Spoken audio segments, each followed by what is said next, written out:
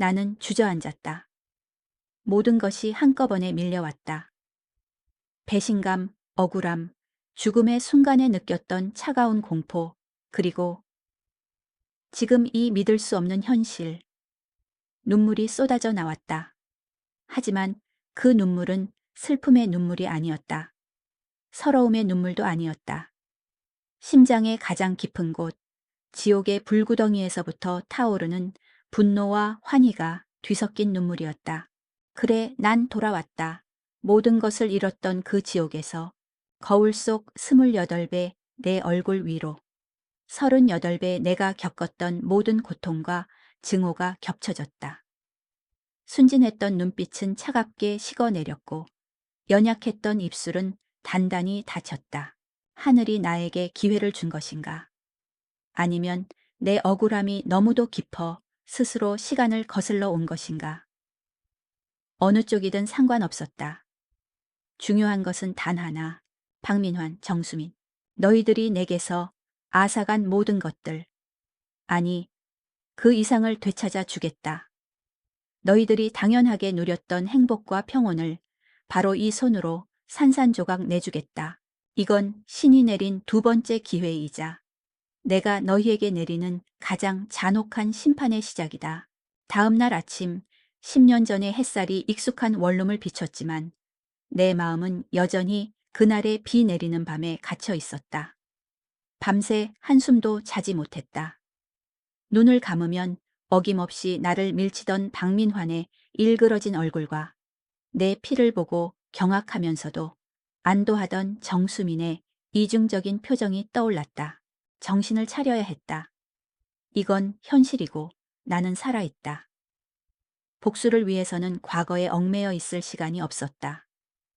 그때 머리맡에 놓인 휴대폰이 요란하게 울렸다. 화면에 뜬 이름은 나를 다시 한번 지옥으로 끌어내렸다. 내 사랑 수민이 헐. 숨이 턱 막혔다. 정수민. 내 모든 것을 앗아간 여자. 예전의 나라면 반갑게 전화를 받았겠지만 지금의 나는 이 전화가 마치 독사의 혀처럼 느껴졌다. 몇 번의 진동이 더 울린 뒤에야 나는 겨우 심호흡을 하고 통화 버튼을 눌렀다. 목소리가 떨리지 않도록 온 신경을 집중했다. 여보세요? 지원아, 강지원. 왜 이렇게 전화를 안 받아? 무슨 일이 있는 줄 알았잖아. 수화기 너머로 들려오는 목소리는 예전과 똑같이 명랑하고 걱정스럽다는 듯한 톤이었다. 소름이 끼쳤다. 이 목소리로 내 죽음을 안도했단 말인가. 아, 미안. 잠깐 생각할 게 좀 있어서. 무슨 생각? 혹시 민환 씨 때문에?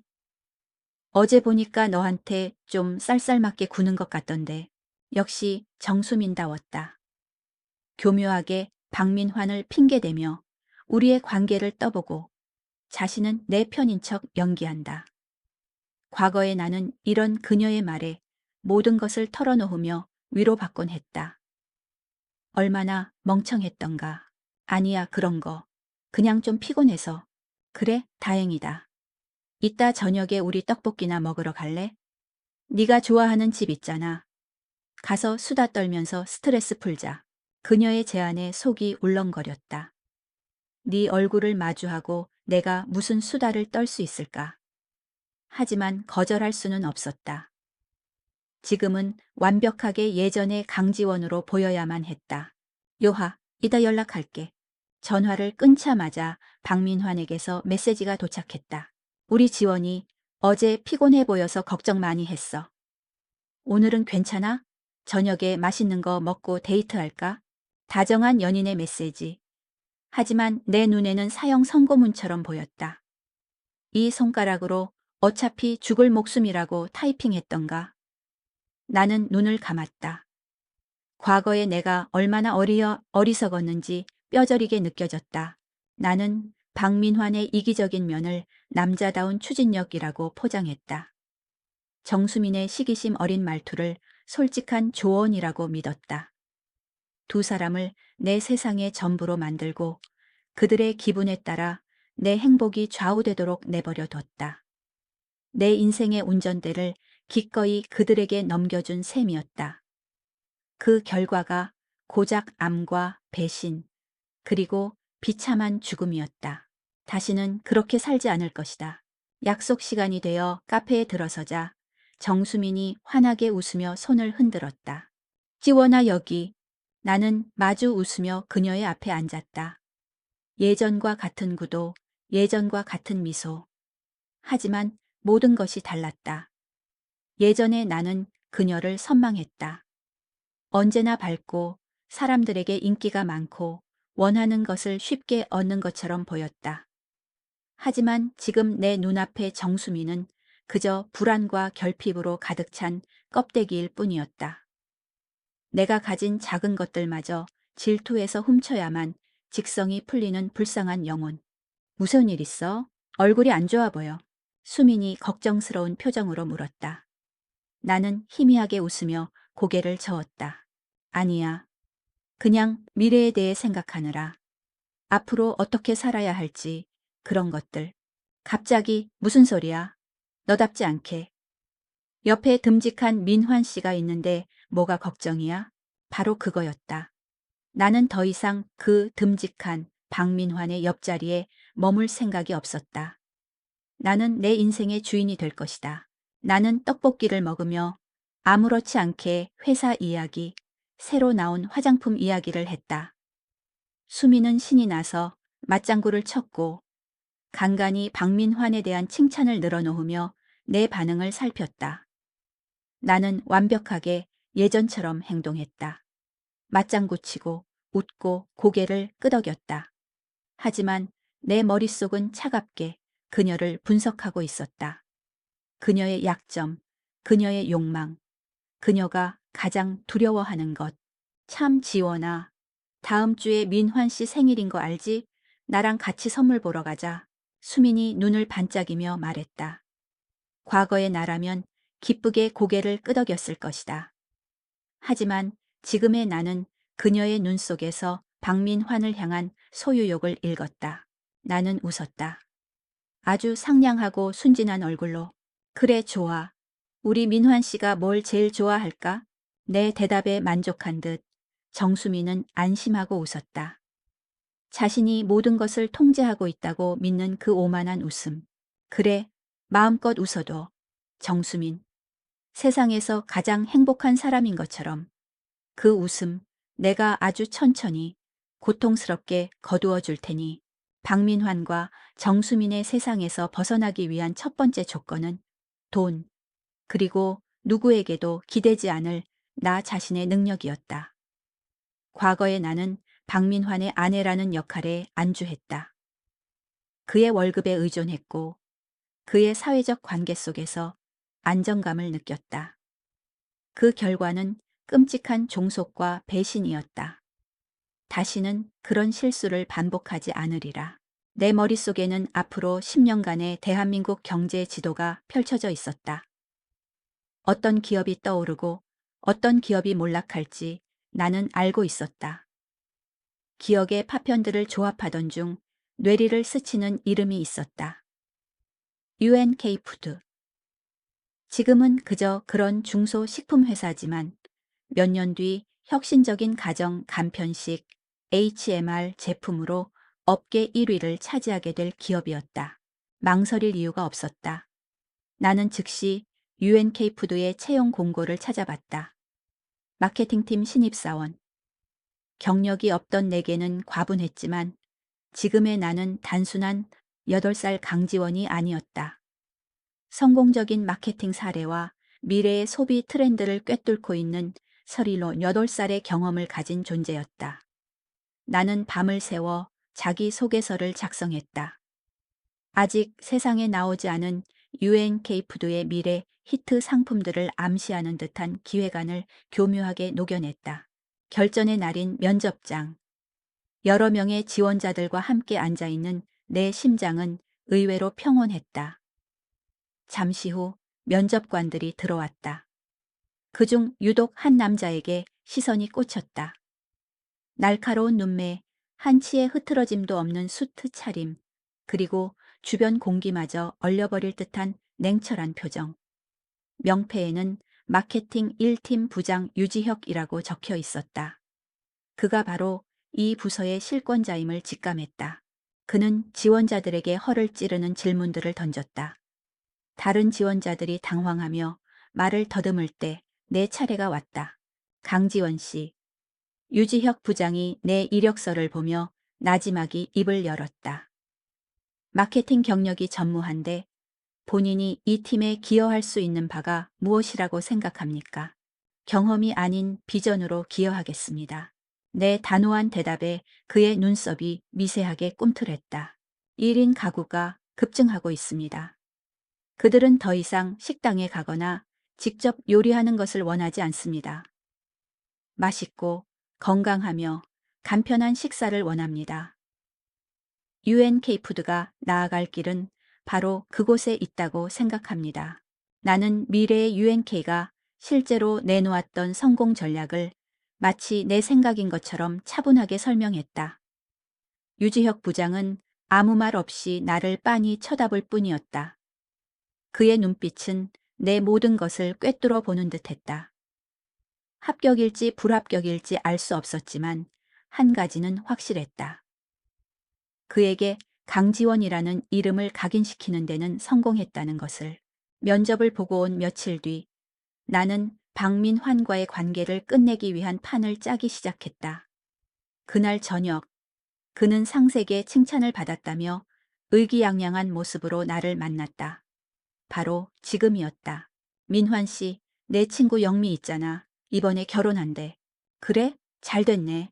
상대는 뭐 하는 사람인데? 이쌀에. 강남에 아파트도 있고 차는 독일 세단이라더라. 나는 일부러 부러워하는 기색 없이 마치 부동산 정보를 읊는 것처럼 무미건조하게 말했다. 그의 얼굴이 미묘하게 굳어졌다. 그래서? 그게 뭐? 돈 보고 결혼한 거네? 돈이 전부는 아니지? 나는 그를 보며 희미하게 웃었다. 그리고 결정적인 한마디를 던졌다. 근데 전부가 아닐 뿐이지 중요한 건 맞잖아. 사랑만으로 사는 건 20살 때나 하는 거고. 우린 이제 현실을 봐야 할 나이고. 박민환의 얼굴에서 웃음기가 완전히 사라졌다. 그의 자존심을 정확히 건드린 것이다. 그는 평생 누군가에게 무시당하는 것을 병적으로 싫어하는 인간이었다. 특히 자신의 여자에게서는. 그날 이후 그는 나를 대하는 태도가 눈에 띄게 달라졌다. 사소한 일로 화를 내고 내 말 속에서 다른 의미를 찾으려 애썼다. 그리고 일주일 뒤 UNK푸드로부터 최종 합격 통보를 받은 날 박민환이 먼저 이별을 고했다. 지원아, 우리 생각하는 게 너무 다른 것 같다. 이제 그만하는 게 좋겠어. 그는 자신이 나를 차버렸다고 생각하겠지. 내가 더 좋은 조건을 찾아 떠나려는 속물이라 여기겠지. 상관없었다. 오히려 그게 내가 원하던 그림이었다. 나는 기다렸다는 듯이 슬픈 표정을 지으며 고개를 끄덕였다. 그래, 민환 씨가 그렇게 생각한다면 어쩔 수 없지. 그렇게 10년을 이어온 우리의 첫 번째 인연이 내 손으로 직접 끊어졌다. 혼자 남은 원룸. 창밖으로 도시의 불빛이 아득하게 펼쳐져 있었다. 눈물은 나지 않았다. 대신 차가운 만족감이 온몸을 감쌌다. 바둑판의 첫 번째 돌을 드러냈다. 이제 다음 돌을 잡으러 갈 차례였다. 정수민, 바로 너다. UNK푸드 마케팅 1팀에서의 첫날은 전쟁터 같았다.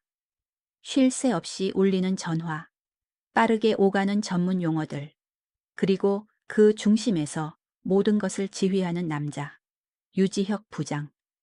그는 팀원들에게 용건만 간단히 말했고 그 어떤 변명이나 감정적인 호소도 허용하지 않았다. 나는 신입사원으로서 가장 기본적인 업무부터 맡았다. 시장 조사 자료를 정리하고 경쟁사 동향을 보고서로 만드는 일이었다. 다른 사람들의 눈에는 지루하고 하찮은 일이었겠지만 내게는 복수를 위한 가장 중요한 초석을 다지는 과정이었다. 나는 단순히 자료를 정리하는 데 그치지 않았다. 과거의 기억을 총동원해 수많은 데이터들 속에서 미래의 성공으로 이어질 핵심적인 단서들을 찾아냈다. 그리고 보고서 말미에 개인적인 소견이라는 이름으로 미래의 HMR 시장 트렌드에 대한 나의 예측을 조심스럽게 덧붙였다. 처음에 유지혁 부장은 내 보고서를 별다른 말 없이 받기만 했다. 하지만 몇 번의 보고가 반복되자 어느 날 그는 나를 자신의 자리로 불렀다. 아, 강지원 씨. 그가 내 보고서를 가리키며 물었다. 이 분석, 어떤 근거로 한 거지? 최근 1인 가구의 소비 패턴과 SNS 빅데이터를 분석한 결과입니다. 표면적으로는 보이지 않지만 소비자들은 잠재적으로 프리미엄 간편식에 대한 강한 수요를 보이고 있습니다. 그는 잠시 나를 빤히 쳐다봤다.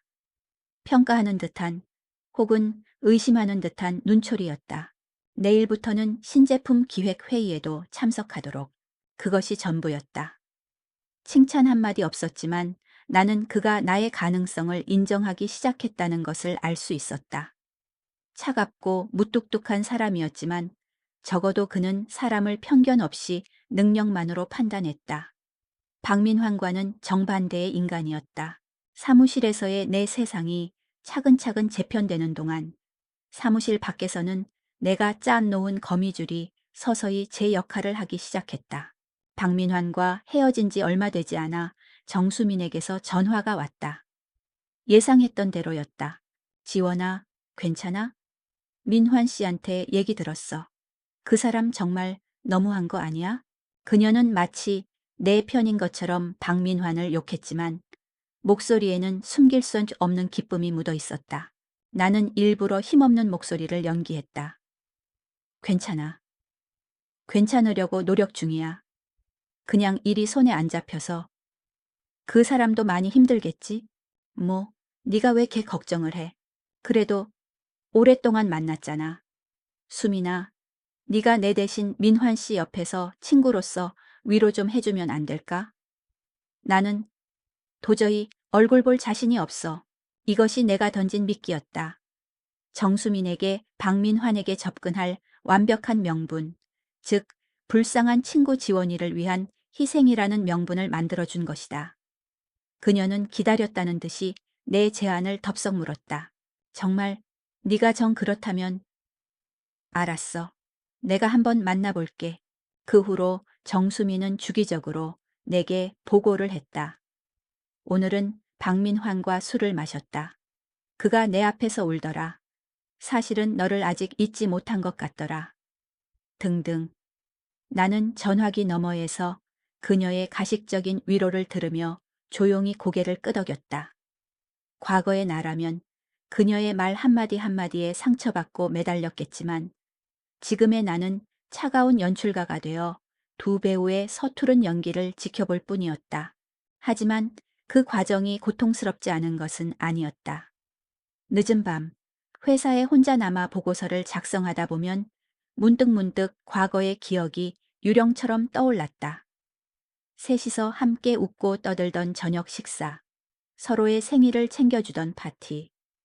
그 모든 행복했던 순간들이 이제는 날카로운 유리 조각이 되어 심장을 찔렀다. 그럴 때마다 나는 내 죽음의 순간을 떠올렸다. 어차피 죽을 목숨이었어. 박민환의 그 한마디는 모든 감상과 미련을 태워버리는 강력한 연료였다. 증오는 나를 앞으로 나아가게 하는 독이자 유일한 힘이었다. 어느 금요일 밤 정수민에게서 전화가 걸려왔다. 평소보다 훨씬 들뜬 목소리였다. 지원아, 큰일 났어. 나 어떡하지? 무서운 일인데? 어제 민환 씨랑 술을 마셨는데 그 사람이 나한테 마음이 생기기 시작한 것 같다고 말했어. 지원아, 나 정말 어떻게 해야 해? 나는 창문에 비친 내 얼굴을 보았다. 아무런 표정이 없었다. 전화기 너머의 정수미는 금방이라도 울 것처럼 말하고 있었지만 나는 알고 있었다. 그녀는 지금 세상을 다 가진 기분일 것이다. 나는 최대한 충격받은 듯한 목소리로 천천히 입을 열었다. 정말? 그렇구나. 수민아, 그냥 그 사람 상처받지 않게만 해줘. 좋은 사람이니까. 전화를 끊고 식어 빠진 커피를 한 모금 마셨다. 썼다. 거미줄은 완성되었다. 두 마리의 어리석은 파리가 신나게 그 위에서 춤을 추고 있었다. 내 얼굴에는 만족감도 기쁨도 없었다. 그저 섬뜩할 정도의 고요함만이 내려앉아 있었다. UNK 푸드에서의 내 삶은 놀라울 정도로 빠르게 안정되어 갔다. 나는 더 이상 과거의 유령에 시달리는 피해자가 아니었다. 적어도 회사에서는 유능하고 성실한 신입사원 강지원이었다. 특히 새로 런칭할 디저트 라인 기획안은 내 입지를 굳히는 결정적인 계기가 되었다. 모두가 안전한 길을 택하려 할 때 나는 과감하게 레트로와 건강이라는 키워드를 조합한 컨셉을 제안했다. 미래의 이 컨셉이 대성공을 거두리라는 것을 알고 있었기 때문이다. 팀원들은 반신반의했지만 유지혁 부장은 내 기획안을 끝까지 읽어본 뒤 뜻밖의 결정을 내렸다. 이 프로젝트 강지원 씨가 한번 주도해서 진행해봐요. 네, 하지만 저는 아직 신입, 책임은 내가 집니다. 그의 짧은 한마디는 천군 만마와도 같았다. 그때 처음으로 나는 내 뒤에 누군가가 서 있다는 기묘한 안정감을 느꼈다. 프로젝트는 대성공이었다. 출시된 제품은 폭발적인 반응을 얻었고 나는 입사 몇 달 만에 팀에서 없어서는 안 될 존재로 인정받았다. 유지혁 부장과의 관계도 조금씩 변해갔다. 그는 여전히 말이 없고 무뚝뚝했지만 나를 대하는 태도에서 미묘한 신뢰가 묻어났다. 늦은 밤 함께 야근을 하던 어느 날 그는 아무 말 없이 따뜻한 캔커피를 내 책상 위에 놓아주었다. 주말에는 보통 뭐 합니까? 그가 툭 던지듯 물었다. 처음으로 듣는 사적인 질문이었다. 딱히 하는 건 없습니다. 주로 혼자 있습니다. 내 대답에 그는 더 이상 묻지 않았다. 하지만 그 짧은 침묵 속에서 우리는 서로의 고독을 어렴풋이 감지했다. 그는 그저 직장 상사가 아니었다. 내 복수 계획과는 아무런 상관이 없는 나의 새로운 인생에 나타난 첫 번째 사람이었다. 내 삶이 이렇게 앞으로 나아가는 동안 정수민의 삶에는 서서히 균열을 만들어야 했다. 기회는 생각보다 빨리 찾아왔다. 오랜만에 열린 대학 동기 모임에서였다. 박민환과 정수민도 당연히 참석했다.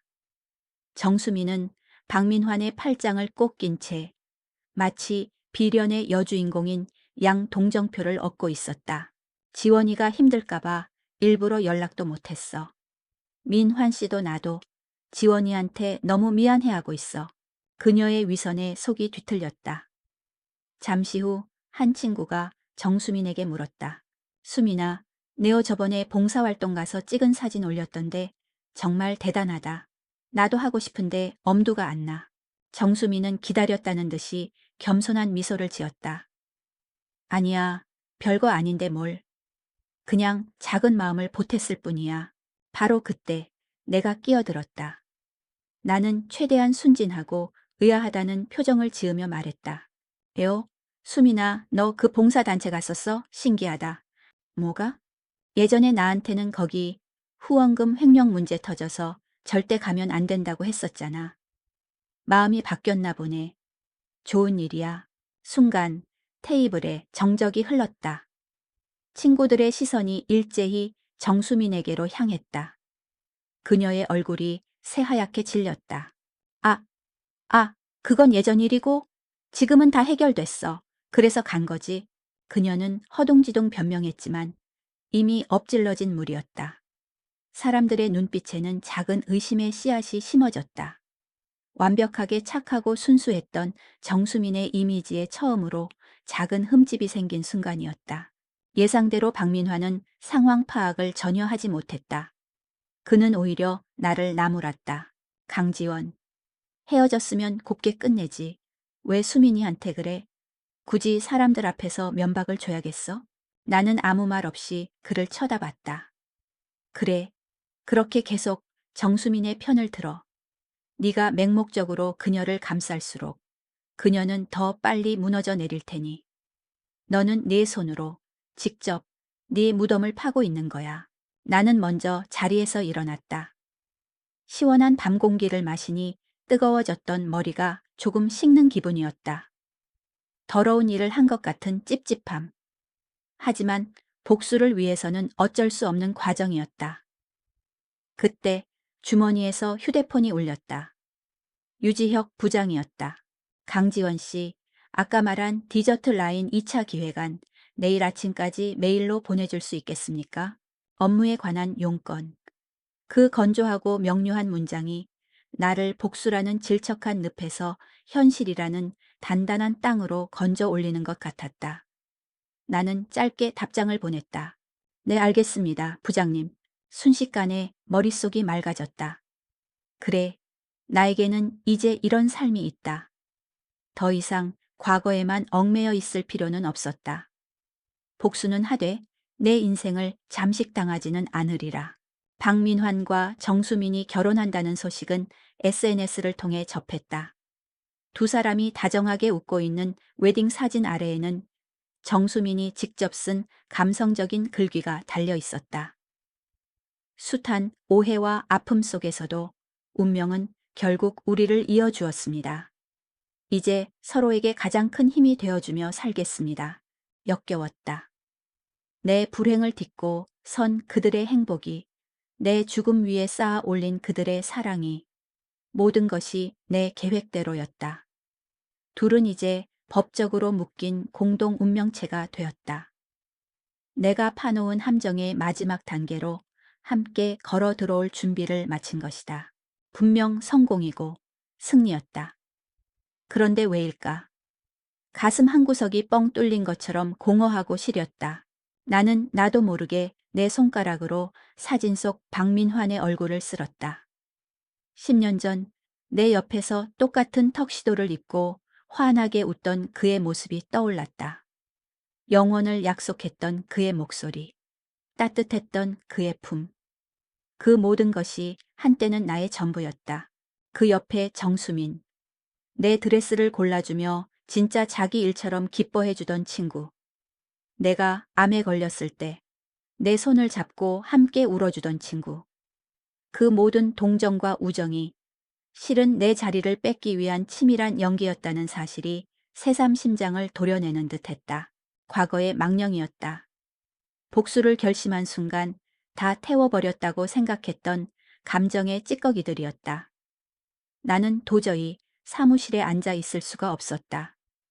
조퇴를 하고 정처 없이 거리를 걷다가 허름한 포장마차로 발길을 옮겼다. 소주 한 병 주세요.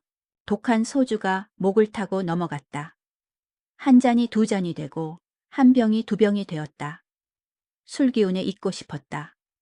배신당한 아내도 복수를 꿈꾸는 독한 여자도 아닌 그냥 아무것도 아닌 존재가 되고 싶었다. 취기가 오르자 억눌렀던 감정들이 터져나왔다. 눈물이 뺨을 타고 흘러내렸다. 다 거짓말이었어. 내 인생 전부가. 강지원 씨. 익숙하면서도 낯선 목소리에 고개를 들었다.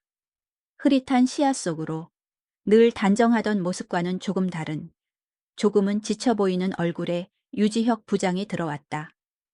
회식이 있었던 건지 그는 넥타이를 살짝 풀어헤친 모습이었다. 부장님이 여길 어떻게 지나가다 우연히 여기서 뭐 합니까? 그는 묻고 있었지만 사실은 모든 것을 알고 있다는 듯한 눈빛이었다. 내 앞에 놓인 빈 소주병들과 엉망인 내 얼굴을 그는 그저 담담하게 바라볼 뿐이었다. 나는 무어라 변명하려 했지만 혀가 꼬여 제대로 된 말이 나오지 않았다. 다 거짓말이었어요. 전부 다. 결국 술 기운에 기댄 채 의미 없는 말만 내뱉고 말았다. 유지혁 부장은 더 이상 아무것도 묻지 않았다. 그는 말없이 내 옆에 앉아 포장마차 주인에게 계산을 하고 비틀거리는 나를 부축해 일으켰다. 집이 어딥니까? 나는 대답할 기력도 없었다. 그 후의 기억은 군데군데 끊겨 있었다. 그가 잡아준 택시에 몸을 씻던 감각, 차 안의 고요한 침묵, 그리고 누군가 나를 현관문 앞까지 바래다 주던 그림자 같은 기억. 다음 날 아침 깨질 듯한 두통과 함께 눈을 떴다. 간밤의 일이 꿈처럼 아득했다. 몸을 일으켜 현관으로 가보니 문고리에 편의점 봉투 하나가 걸려 있었다. 안에는 숙취 해소제와 꿀물 한 병이 들어 있었다. 유지혁 부장이었다. 나는 그 자리에 한참을 서 있었다. 창피함과 당혹스러움, 그리고 그 모든 것을 감싸는 아주 낯선 감정. 따뜻함. 그는 내게 아무것도 묻지 않았다. 그저 가장 약해져 있던 내 모습을 말없이 지켜봐주고 떠났다. 내 인생에 끼어든 모든 남자들은 내게 무언가를 원했다. 사랑을, 희생을, 이해를. 하지만 그는 아니었다. 그는 그저 인간 대 인간으로서 지쳐 쓰러진 동료에게 최소한의 온정을 베풀었을 뿐이다. 그 어떤 계산도 의도도 없는 순수한 친절. 나는 숙취 해소제를 뜯으며 창밖을 보았다. 아침 해가 떠오르고 있었다. 어둠 속에서 오직 복수만을 외치던 내게 아주 작은 빗줄기가 비춰진 것 같았다. 복수가 정말 내 인생의 전부가 되어야만 할까? 처음으로 나는 내 자신에게 물었다. 유지혁 부장이 건넨 꿀물 한 병은 내 안의 무언가를 미세하게 바꾸어 놓았다. 복수라는 목표는 여전히 선명했지만 그 과정을 대하는 태도가 달라졌다.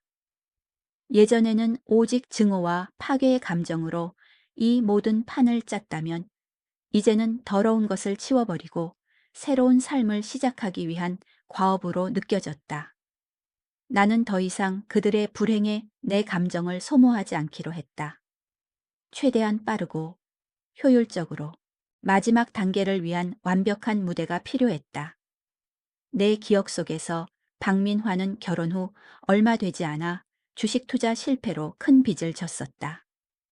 바로 바이오넥스라는 신약 개발 회사였다. 임상 성공에 대한 헛소문이 돌며 주가가 폭등했다가 임상 실패 공시와 함께 하루아침에 휴지 조각이 되어버린 비운의 작전주. 나는 이 기억을 이용하기로 했다. 하지만 내가 직접 나설 수는 없었다. 의심을 피하기 위해서는 제3자가 필요했다. 나는 박민환의 옛 직장 동료였던 김대리를 떠올렸다. 그는 귀가 얇고 남들에게 아는 척하기를 좋아하며 특히 박민환 앞에서 인정받고 싶어하는 인물이었다. 현재 그는 작은 증권 정보 블로그를 운영하며 소위 전문가 행세를 하고 있었다. 완벽한 장기말이었다. 나는 익명의 계정으로 김대리에게 접근했다. 바이오넥스 내부 관계자인 척 곧 엄청난 호재가 터질 것이라는 고급 정보를 흘렸다. 물론 그 정보는 교묘하게 조작된 가짜 데이터와 그럴듯한 전망으로 포장되어 있었다. 이 정보 정말 확실한 겁니까? 김 대리는 처음에는 반신반의했지만 내가 던져준 몇 개의 다른 작은 정보들이 실제로 맞아떨어지자 점차 나를 맹신하기 시작했다. 며칠 뒤 나는 마지막 미끼를 던졌다. 김 대리님만 알고 계십시오. 다음 주 월요일 바이오넥스에서 획기적인 신약 기술에 대한 특허 출원 공시가 나올 겁니다. 아마 그날부터 상한가 랠리가 시작될 겁니다. 예상대로 김 대리는 이 특급 정보를 가장 먼저 박민환에게 달려가 자랑했다. 박민환은 정수민과의 호화로운 신혼 생활을 유지하기 위해 이미 무리해서 대출을 받은 상태였다. 그는 언제나 한 방을 노리는 허영심 많은 인간이었고 김 대리가 가져온 정보는 가뭄의 단비처럼 느껴졌을 것이다. 주말 동안 박민화는 미친 듯이 돈을 구하러 다녔다. 여기저기서 대출을 받고 심지어 부모님의 노후 자금에까지 손을 댔다는 소문이 들려왔다. 정수민 역시 처음에는 불안해하는 듯 했지만 박민환이 보여주는 장밋빛 미래와 명품 가방의 약속에 금세 넘어가 그를 부추기기 시작했다. 민환 씨, 정말 확실한 거지? 우리 이걸로 강남에 아파트 살 수 있는 거지? 그들의 탐욕은 브레이크 없는 폭주 기관차와 같았다. 그리고 운명의 월요일 아침, 나는 출근길에 차 안에서 스마트폰으로 주식 앱을 켰다. 9시 정각, 장이 열리자마자 바이오넥스의 주가는 미친 듯이 치솟기 시작했다. 내가 흘린 소문과 김 대리의 블로그가 만들어낸 광풍이었다. 개미 투자자들이 맹목적으로 달려들고 있었다. 나는 조용히 화면을 지켜보았다. 박민환과 정수민은 지금쯤 서로를 부둥켜 안고 환호성을 지르고 있겠지. 자신들이 인생의 승리자가 되었다고 믿으며. 나는 그날 오후 내가 가진 UNK푸드에 우리 사주 일부를 팔아 마련한 자금으로 바이오넥스의 주가가 떨어지는 것에 돈을 거는 공매도 주문을 넣었다.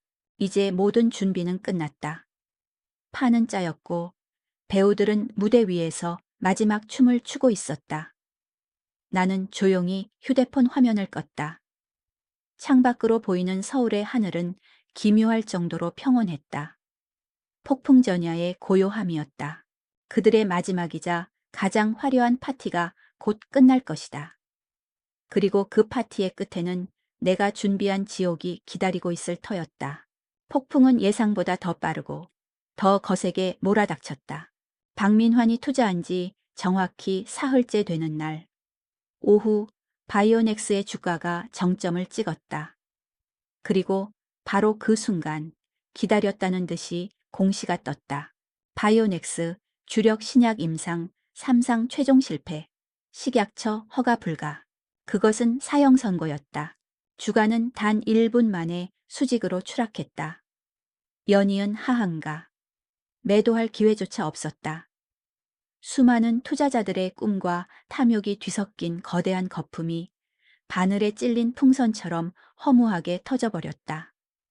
박민환의 인생도 그와 함께였다.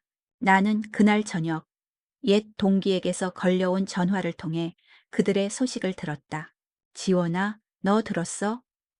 박민환, 완전히 망했대. 주식으로 전 재산을 날리고 빚더미에 앉았다더라. 정수민이랑 둘이 집에서 매일같이 싸우는데 거의 전쟁터가 따로 없대. 수화기 너머의 목소리는 흥분과 조롱으로 가득했지만 나는 아무런 감정도 느껴지지 않았다. 그저 올 것이 왔다고 생각할 뿐이었다. 상상하는 것은 어렵지 않았다. 그들의 신혼집에서 벌어지고 있을 지옥도 아마 정수민이 먼저 시작했겠지. 그녀의 상냥한 가면이 벗겨지고 탐욕스러운 본성이 드러났을 것이다. 어떡할 거야. 당신만 믿으라고 했잖아. 내 돈, 내가 결혼하려고 모아둔 돈까지 전부 다 날아갔잖아. 그녀의 비명에 박민환의 허술한 자존심은 갈기갈기 찢겨 나갔을 것이다. 그는 책임을 회피하며 비겁하게 변명했겠지. 내가 어떻게 알았겠어. 전문가들도 다 오른다고 했단 말이야. 그리고 너는 뭐 달랐어? 이걸로 명품백 사고 강남 아파트 가자고 노래 부른 게 누구였는데. 그래서 능력이 안 되면 하지를 말았어야지. 결국 당신 무능함 때문에 이렇게 된 거잖아. 뭐? 무능? 야, 정수민. 너야말로 날 사랑한 게 아니라 내 돈을 보고 만난 거 아니었어? 강지원한테서 나 뺏을 때부터 알아봤어야 했었는데. 서로의 가장 아픈 곳을 물어뜯으며 그들은 바닥까지 추락했을 것이다. 사랑과 신뢰로 포장되었던 그들의 관계는 돈이라는 기초가 무너지자 모래성처럼 허물어졌다. 그들이 서로에게서 보았던 것은 사랑이 아니라 자신의 욕망을 채워줄 도구였을 뿐이다. 이제 그 도구가 쓸모 없어지자 남은 것은 혐오와 경멸뿐이었다. 그들이 서로를 파괴하는 동안 나는 사무실에 앉아 새로운 프로젝트 기획안을 검토하고 있었다. 내 옆자리에는 유지혁 부장이 함께 앉아 보고서를 들여다보고 있었다. 조용하고 평화로우며 미래를 향한 건설적인 논의가 오가는 공간. 그들의 지옥과는 완벽하게 분리된 나의 새로운 세계였다. 나는 잠시 틈을 내 휴대폰으로 내 증권 계좌를 확인했다. 화면에는 내가 상상했던 것보다 훨씬 큰 수익을 나타내는 숫자가 찍혀 있었다.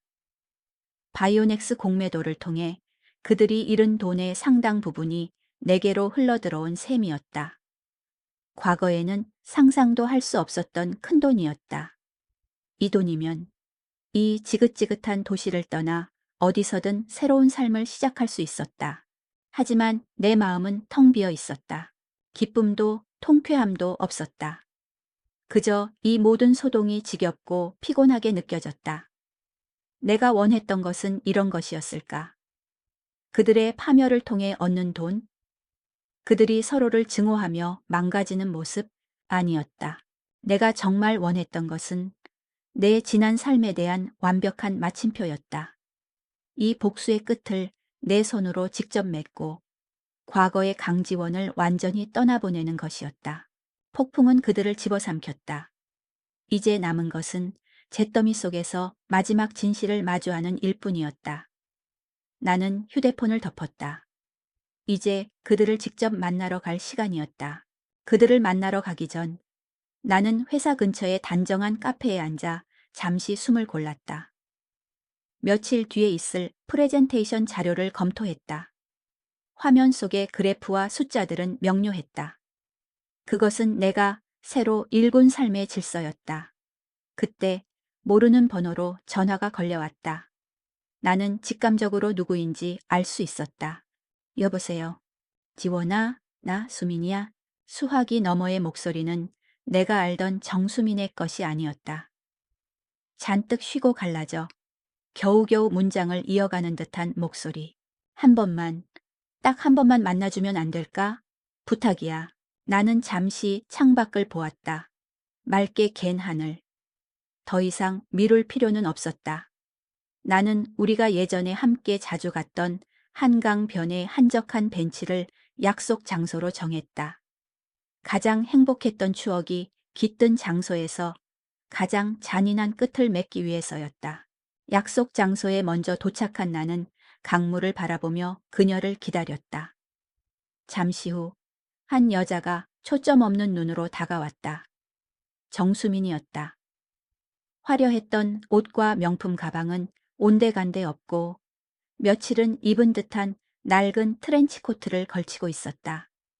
늘 완벽했던 화장은 지워져 퀭한 눈과 푸석한 피부를 드러내고 있었다. 그녀는 내 앞에 서서 아무 말 없이 눈물만 뚝뚝 흘렸다. 그러다 힘없이 무릎을 꿇었다. 지원아, 미안해. 내가 정말 죽을 죄를 지었어. 나는 아무 말 없이 그녀를 내려다보았다. 하지만 나도 박민환 그 인간한테 속은 거야. 그 사람이 모든 걸 다 책임진다고. 나까지 이렇게 될 줄은 몰랐어. 제발. 지원아, 우리 친구였잖아. 너 UNK에서 엄청 잘 나간다며. 제발 나 좀 도와줘. 이 빚만 해결할 수 있게. 역시나.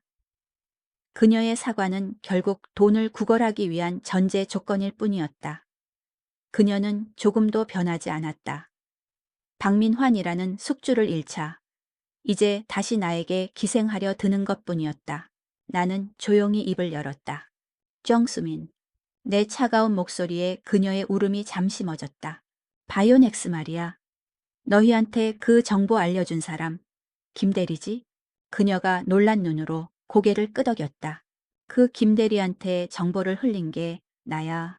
정수민의 얼굴에서 핏기가 사라졌다.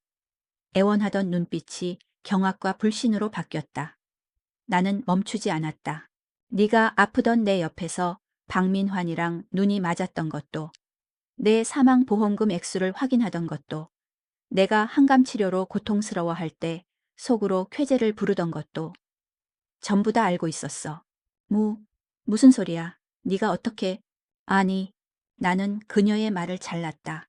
안다고 하는 건 틀렸지. 전부 다 겪었으니까. 바로 너랑 박민환, 그 두 사람 손에 주고받거든 내가. 정수민의 입이 벌어졌다. 그녀는 내가 미쳤다는 듯한 눈으로 나를 쳐다봤다. 이해할 수 없다는 공포. 바로 그때였다. 우리의 대화를 처음부터 듣고 있었던 듯 나무 뒤에서 헬쑥한 얼굴에 박민환이 걸어 나왔다. 그의 얼굴 역시 절망과 충격으로 일그러져 있었다. 나는 자리에서 일어났다. 한때는 내 세상의 전부였던 두 사람. 지금은 그저 잿더미 속에 남겨진 초라한 인간일 뿐이었다. 증오도 연민도 느껴지지 않았다. 정말 아무것도. 내 복수는 이걸로 끝났어. 나는 두 사람을 차례로 쳐다보며 말했다. 너희는 이제 너희가 스스로 만든 지옥에서 평생 살아. 다시는 내 인생에 나타나지 마. 나는 뒤를 돌아보지 않고 걸었다. 등 뒤에서 정수민의 처절한 울음소리가, 박민환의 멍한 숨소리가 들려왔지만 내 발걸음을 멈추게 하지는 못했다. 강변의 바람이 내 뺨을 스쳤다. 과거를 향한 문이 소리내어 굳게 닫혔다. 이제 내 앞에는 나의 시간, 나의 길만이 펼쳐져 있었다. 시간이 흘렀다. 계절이 두 번 바뀌었고 도시의 풍경도 옷을 갈아입었다. 나는 박민환과 정수민에 대한 소식을 더는 듣지 못했다. 그들이 내가 만들어준 지옥 속에서 어떻게 살고 있는지는 더 이상 내 관심사가 아니었다. 그들은 이제 내 인생에서 완벽한 타인이었다. 복수가 끝난 직후 나는 한동안 깊은 허무감에 시달렸다. 내 삶을 지탱하던 거대한 증오의 기둥이 사라지자 마음속에 텅 빈 공간만이 남았다. 복수는 통쾌하지도 기쁘지도 않았다. 그저 앓던 이를 뽑아낸 것처럼 시원함과 동시에 찝찝한 공허함만을 남겼다. 나는 깨달았다.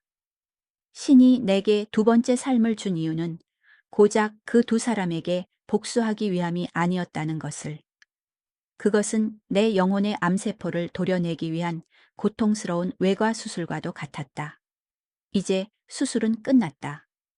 남은 것은 상처를 회복하고 건강하게 새로운 삶을 살아가는 것이었다. 나는 정들었던 원룸을 떠나 작은 아파트로 이사했다. 주식 투자로 번 돈의 일부를 썼다. 창계는 작은 화분을 들여놓았고 주말에는 서점에 가 읽고 싶었던 책들을 샀다. 그렇게 아주 조금씩 오롯이 나만을 위한 일상들을 채워나갔다. 어느 일요일 오후 초인종이 울렸다. 유지혁 부장이었다. 아니, 이제는 회사 밖에서는 서로의 이름을 부르기로 한 유지혁 씨였다. 그의 손에는 저녁거리를 담은 장바구니가 들려 있었다. 저녁 같이 먹읍시다. 그의 말투는 여전히 무뚝뚝했지만 그 안에 담긴 온기를 나는 이제 느낄 수 있었다. 우리는 함께 저녁을 준비했다. 그가 채소를 써는 동안 나는 찌개를 끓였다. 우리는 많은 대화를 나누지 않았지만 어색하지 않았다. 익숙하고 편안한 공기가 부엌을 감쌌다. 그것은 복수나 증오 같은 격렬한 감정이 아닌 평온함이라는 이름의 감정이었다. 저녁 식사 후 우리는 나란히 서서 창밖의 야경을 바라보았다. 도시의 불빛들이 별처럼 반짝였다. 이제 보니 강지원 씨, 그가 먼저 침묵을 깼다. 웃는 모습이 보기 좋네요. 나는 희미하게 웃었다. 그는 천천히 내 쪽으로 손을 뻗어 조심스럽게 내 손을 잡았다. 따뜻하고 단단한 온기. 예전 같았으면 나도 모르게 피했을지도 모를 그 온기를 나는 이제 피하지 않았다. 나는 잡힌 손을 내려다보았다. 그리고 천천히 고개를 들어 그를 마주 보았다. 내 얼굴에 떠오른 미소는 복수를 위한 거짓 미소도 아픔을 감추기 위한 슬픈 미소도 아니었다. 아주 오랜 시간을 돌아 비로소 되찾은 진짜 나의 미소였다. 평온하고 안도하며 앞으로를 기대하는 미소. 그래, 나의 두 번째 인생은 복수를 위해 주어진 것이 아니었다. 다시 사랑하고, 다시 신뢰하고, 평범한 순간들 속에서 행복을 찾는 법을 배우라고 주어진 것이었다. 지독하게 길었던 밤이 지나고 마침내 아침이 밝아오고 있었다. 나의 두 번째 인생은 이제 막 진짜 시작이었다.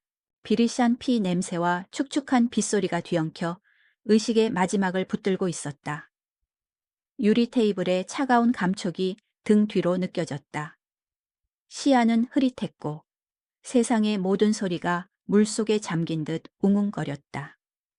하지만 그 두 사람의 목소리만은 지독할 정도로 선명하게 고막을 파고들었다. 어떻게, 민환 씨?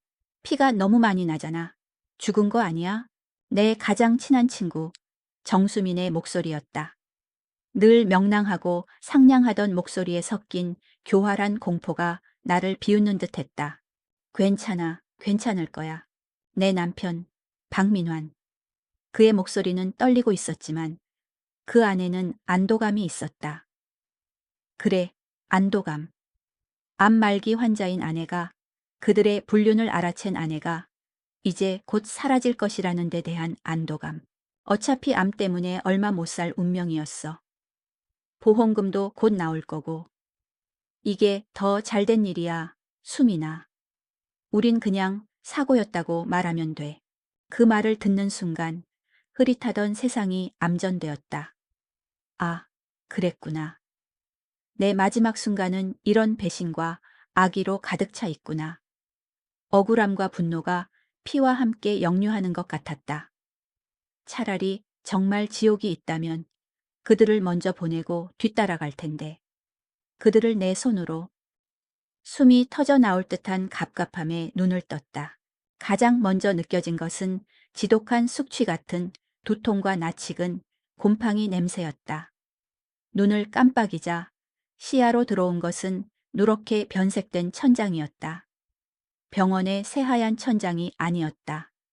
고개를 돌리자 낡은 책상과 옷까지 몇 개가 걸린 행거가 보였다. 이곳은 10년 전 결혼하기 전에 살던 나의 작은 원룸이었다. 멀도앤데 목이 쉬어 갈라진 소리가 나왔다. 몸을 일으키려는데 놀랍도록 가벼웠다. 암세포가 온몸을 갉아먹던 그 지독한 고통과 무력감이 거짓말처럼 사라져 있었다. 나는 비틀거리며 일어나 방 한쪽에 세워진 낡은 전신 거울 앞으로 다가갔다. 그리고 숨을 멈췄다. 거울 속에는 낯설고도 익숙한 얼굴이 있었다. 한감 치료로 머리카락은 다 빠지고 깡마른 몸에 황달 기운까지 돌아 시체 같았던 스런 8살의 강지원이 아니었다. 검고 긴 생머리, 뺨에는 아직 앳된 홍조가 남아있고 눈은 절망이 아닌 피곤함으로 살짝 부어있는 28배 나. 나는 떨리는 손으로 내 뺨을 만졌다. 따뜻했다. 살아있었다. 거울 속에 내가 나를 따라 똑같이 뺨을 만졌다. 이건 꿈이 아니었다. 휘청거리며 책상 위로 손을 뻗어 스마트폰을 집었다. 화면을 켜자 나타난 날짜 눈앞이 아찔해졌다. 10년 전 오늘. 박민환에게 정식으로 프로포즈를 받기 정확히 6개월 전의 어느 날이었다.